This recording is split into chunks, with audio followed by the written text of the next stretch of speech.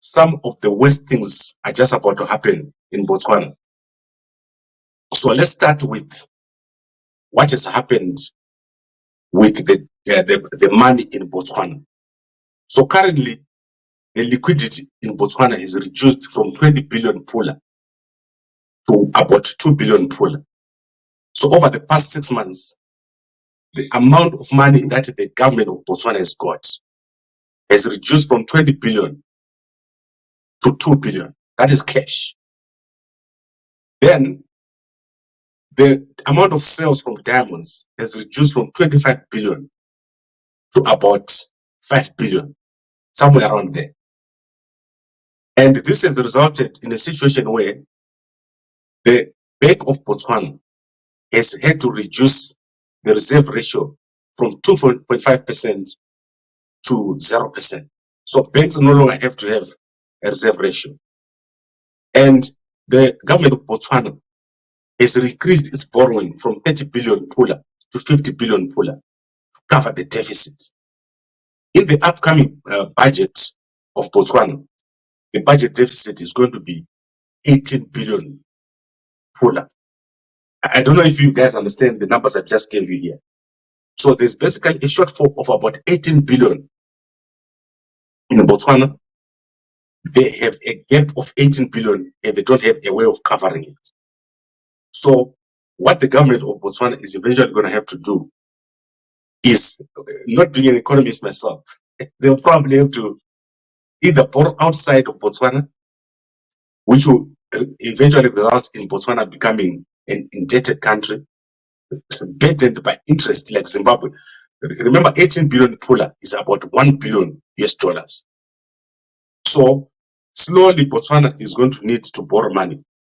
And if they don't get that money from the Western countries, they will eventually have to go to the Chinese. That is what I think is going to happen. So Botswana under a very difficult condition or situation. Now, to make this situation worse, the Botswana government has promised each university student 2,500 pula a month. So if you take 43,000 students, that means Botswana has to find 290 million pula a year, which is about R500 million for students, just to give them the money. It's like, it's an election promise that Dumapoko has to fulfill. So what is the end result? The end result is that the Botswana economy is a mess, and the mess is not going to be fixed. So this is what is called a structural problem. A structural problem is one that can be solved. It's like, if you take it Zimbabwe, Zimbabwe does not have a structural problem. Okay, it does partially, but it can be fixed. The situation in Botswana cannot be fixed. So you are going to see Botswana slowly deteriorating, except if President Dumapoko implements a big change or turnaround in the economy. And what is that big turnaround? Open the borders of Botswana, allow a lot more investment to come in, and implement a high-speed rail, connect Botswana faster and bigger, quicker to other countries like Zimbabwe and South Africa, and stop what is happening in the retail sector, which is everything is bought in South Africa, it comes to Botswana, and all the money in Botswana goes out. So the problem in Botswana is that every single cent that is made in Botswana is going out. And eventually, it's like you're pouring water into a leaking bucket. That is what is happening to the economy of Botswana. The economy of Botswana is a mess. All the people in Botswana, well, not all, but 99.whatever%, a big chunk of the people of Botswana live on handouts. Botswana has got two big players. That is the government of Botswana and Depshwana. I don't know how that is pronounced, but that is the two players. The diamonds and the government activities. That is what is making that economy work. When those two don't spend or don't have money, like now, there's no money coming into Botswana, there's no money going into the government of Botswana. The whole thing becomes a mess. It's like you're in a family and your father gets fired. That is what has happened to Botswana. And that country is going through a hard time. It's going to be extremely difficult for the people of Botswana And this president has to find advice very, very quickly on how to deal with this situation. The biggest problem with Botswana is the size. That country is huge. It's a big empty country with no value in it. So when I say no value in it, I'm talking about an asset. It's a poor asset. So Botswana is a poor asset. The only value in Botswana was that it was a democratic country. And that is what Masisi destroyed. When Masisi destroyed democracy in Botswana, it destroyed the economy. That is what happens when you get bad leadership. So Masisi, the work of Masisi was done to destroy the country. When you go to Botswana right now, you'll be shocked at the level of deterioration that is taking place. When I was in Botswana last year, it was clear that to me that the country is going backwards.